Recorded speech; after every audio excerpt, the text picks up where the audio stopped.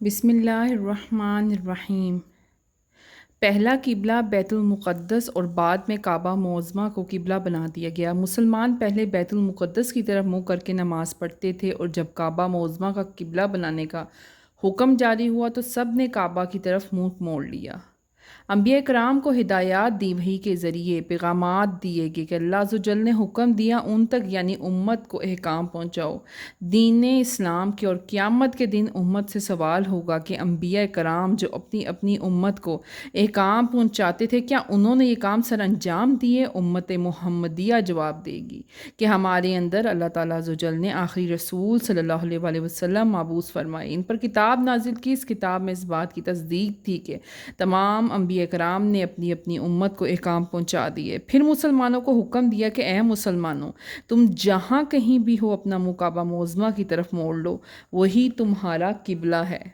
آگے توریت میں نبی کریم صلی اللہ علیہ وآلہ وسلم کے اوصاف ایسے صاف بیان کیے گئے ہیں جس میں حضور صلی اللہ علیہ وسلم کے خاتم الانبیاء ہونے میں کچھ شک نہیں، لیکن آہستہ آہستہ یہودیوں نے اس توریت میں تحریف کرنا شروع کر دی، یعنی رد و بدل شروع کر دی۔ یہ گروہ حسد کرتا تھا، یہ جان بوجھ کر حق کو چھپا رہے تھے۔ تمام مسلمانوں کا ایک ہی قبلہ ہے، اسی طرح اللہ تعالیٰ قیامت کے دن ایک ہی جگہ سب کو جمع کریں گے اور اعمال صالحہ اور تالیہ کی جزا و سزا دی جائے گی۔ اب آگے رسول پاک صلی اللہ علیہ وسلم کی شان میں اوصاف بیان کیے گئے ہیں کہ ہم نے تم میں رسول بھیجا، تم میں سے، یعنی حضور اکرم صلی اللہ علیہ وآلہ وسلم، کہ تم پر ہماری آیتیں تلاوت فرمائے، تمہیں صاف ستھرا رہنا سکھائیں، ہر قسم کی نجاست سے پاک صاف رہنا سکھائیں، کتاب اور حکمت سکھائیں۔ کتاب سے مراد قرآن کریم، اور حکمت سے مراد وہ علم جس کا تمہیں علم ہی نہیں، وہ علم جس کا تمہیں علم ہی نہیں، یعنی جنت و دوزخ کا بتائیں تمہیں، اور بہت کچھ سکھائیں۔ آگے اللہ تعالیٰ فرماتے ہیں میرا ذکر کرو، میں تمہارا چرچا کروں گا، میرا شکر ادا کرو، نہ شکرے بنو، اور مجھے تنہائی میں یاد کرو، میں بھی اس سے بہتر تمہیں یاد رکھوں گا۔ مجھے جماعت میں یاد کرو، میں بھی ایسے ہی یاد کروں گا۔ میرا احسان مانو، اپنی خواہشات نفسانیہ کو روکو، یہ جہنم کی ڈھال ہے۔ نماز سے مدد حاصل کرو، یہ مومن کا نور، دین کا ستون ہے نماز۔ آخرت میں شہید کے بڑے رتبے ہیں، اللہ تعالیٰ ان کو ایک نہایت اعلیٰ جسم عطا فرماتا ہے۔ روح جب اس جسم میں داخل ہو جاتی ہے تو اپنے پہلے جسم کو دیکھتی ہے۔ شہداء کی ارواح سبز پرندوں کی شکل میں رہتی ہے اور جنت میں جہاں چاہے سیر کرتی ہیں۔ ان کی ارواح پر رزق پیش کیا جاتا ہے، انہیں راحت دی جاتی ہے، ان کا جو ثواب بڑھتا ہے۔ آگے حج کا ذکر ہے کہ جو اللہ تعالیٰ کے گھر کا حج یا عمرہ کرے اس پہ کچھ گناہ نہیں کہ دونوں کا طواف بھی کرے۔ صفا و مروہ دو پہاڑ ہے، کعبہ معظمہ کے مقابل جانب مشرق میں واقع ہے، جہاں زمزم کا چشمہ پھوٹا۔ انہی پہاڑوں کے قریب حضرت اسماعیل اور حضرت ہاجرہ رضی اللہ تعالیٰ عنہ نے سکون اختیار کی۔ بے شک وہ جو ہماری آیتیں اتاری گئیں روشن باتوں والی ہدایات، اور جو لوگ اس کو چھپاتے ہیں ان لوگوں کے لیے اس کتاب میں واضح فرما چکے ہیں کہ ان پر اللہ تعالیٰ کی لعنت ہے، اور تمام لعنت کرنے والوں کی بھی لعنت ہے۔ آگے توبہ کا ذکر ہے، جو توبہ کریں سوارے خود کو، ظاہر ہے اللہ بھی ان کی توبہ قبول کرے گا، وہ توبہ قبول کرنے والا مہربان ہے۔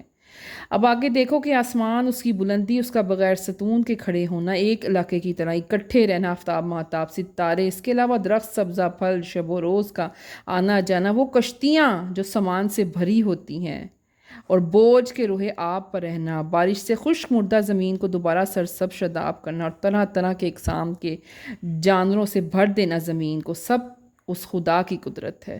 ان کی دلالت اور وحدانیت پر بے شمار وجود ہے۔ جو ایمان والے ہیں وہ اللہ کی محبت، اللہ کی تعظیم کرتے ہیں۔ اسی طرح کافر بھی اپنے بتوں کو بہت پوجتے ہیں، تو اللہ تعالیٰ قیامت کے دن ایمان والوں کو ان کے مطابق اجر دے گا، اور کافروں کو اللہ ان کے بتوں کے ساتھ جہنم میں ڈال دے گا۔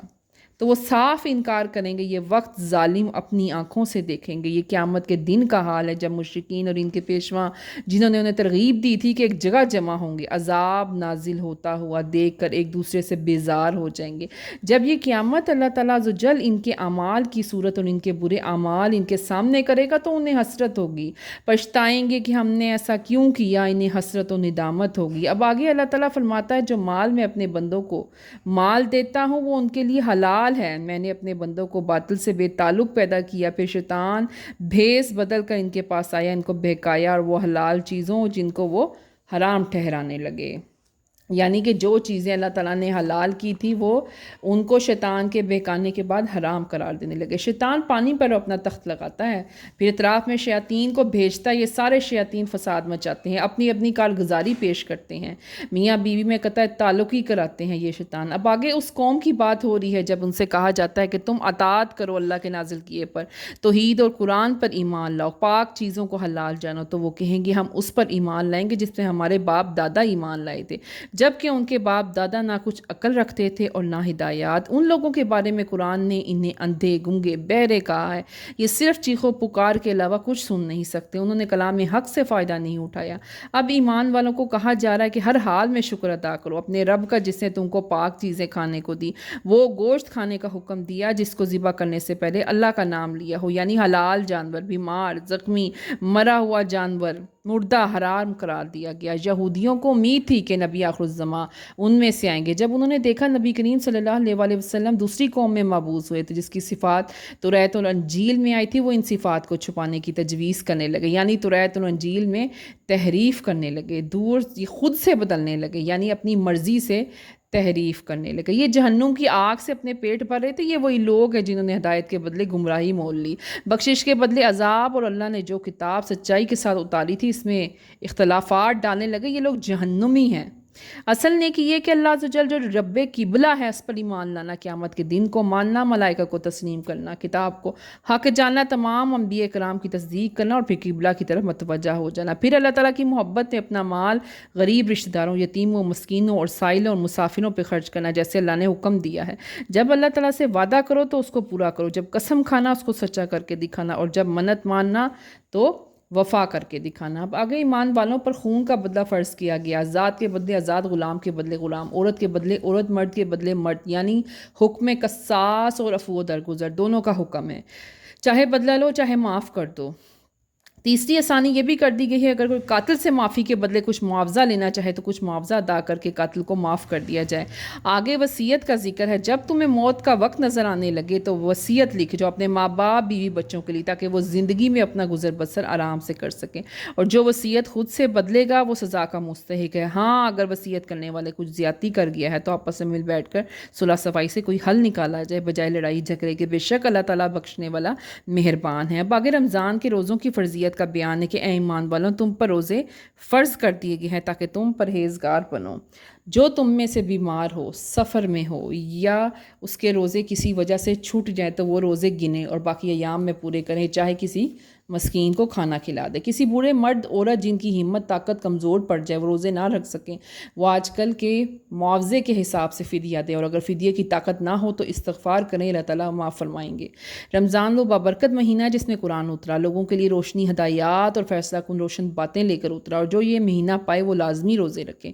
اب اللہ تعالیٰ فرماتے ہیں بندہ دعا میں مجھے پکارے گا میں قریب سے اس کی سنوں گا، تم اس کو بھی چاہیے وہ میرا حکم مانے، مجھ پر ایمان لائے تاکہ رشد و ہدایات پا سکیں۔ بہت سی باتیں ایسی ہیں جنہیں تم ناپسند کرتے ہو وہ تمہارے حق میں بہتر، بہت سی باتیں ایسی ہیں جنہیں تم پسند کرتے ہو جبکہ وہ تمہارے حق میں بہتر نہیں، بے شک اللہ ہی حکمت جانتا ہے تم نہیں جانتے۔ رمضان کی راتوں میں تمہاری بیویاں حرام تھی پھر انہیں حلال کر دیا گیا صبح صادق سے پہلے تک، اللہ نے جان لیا تھا تم اپنے نفسوں میں خیانت کر رہے ہو، اس لیے اس نے تمہاری توبہ قبول کی اور تمہیں معاف کر دیا۔ تم اپنی عورتوں کے ساتھ ویسے رہو جیسے اللہ نے حکم دیا ہے، یعنی تمہاری عورتیں تمہارا لباس ہے، اور اعتکاف کا اہتمام مسجدوں میں کرو، اعتکاف کے دوران عورتوں سے صحبت حرام قرار دے دی گئی۔ اب آگے ایک دوسرے کا مال ناحق کھانے سے منع فرمایا گیا، خواہ وہ چھین کا چوری کر کے، بے ایمانی سے یا دھوکے سے یا رشوت سے کمایا گیا ہو، سب کو حرام قرار دیا گیا۔ آگے چاند کا ذکر ہے کہ چاند کی علامتوں کا ذکر ہے کہ باریک چاند شروع کی تاریخوں کو ظاہر کرتا ہے، پورا روشن چاند مہینے کی درمیانی شب کو، اور ماند پڑا ہوا چاند مہینے کے آخری ایام ثابت کرتا ہے۔ اس کے علاوہ دنیاوی کام سارے چاند کی علامتوں کو سمجھ کر کیے جاتے ہیں، جیسے محرم، رمضان، عیدین، حج، سب چاند کو سمجھ کر دریافت کیے گئے ہیں، سب دن، مہینے۔ آگے حج کے ایام میں جب لوگ گھروں سے آتے تھے تو پس پشت سے آتے تھے، دروازوں سے نہیں آتے تھے، تو پیچھے سے آنے والوں کو منع فرمایا کہ وہ دروازوں سے آؤ اور پس پشت سے مت آؤ۔ اللہ کی راہ میں جہاد کرو، جو پہل کرے خوب جواب دو، لیکن تمام معاملات میں اللہ تعالیٰ سے ڈرتے رہو، کیونکہ اللہ حد سے بڑھنے والوں کو پسند نہیں کرتا۔ اور کافر جو فتنہ پھیلاتے ہیں انہیں قتل کرو، انہیں نکالو انہیں، کیونکہ انہوں نے بھی تم کو نکالا تھا، لیکن بدعہدی نہ کرنا، عورتوں بچوں اور بوڑھوں کو ناحق قتل نہ کرنا، اور مسجد حرام یعنی اللہ کے گھر نہ لڑنا، جان بوجھ کر اس کے گھر کی حرمت کو پامال مت کرنا۔ اگر کافر ادھر بھی باز نہ آئیں تو پہل کریں تو پھر بھرپور انداز میں جواب دینا، اور اللہ کی راہ میں خرچ کرو، اپنی ہلاکتوں میں مت پڑنا، بھلائی کرو، بے شک اللہ تعالیٰ بھلائی کرنے والوں کو پسند کرتا ہے۔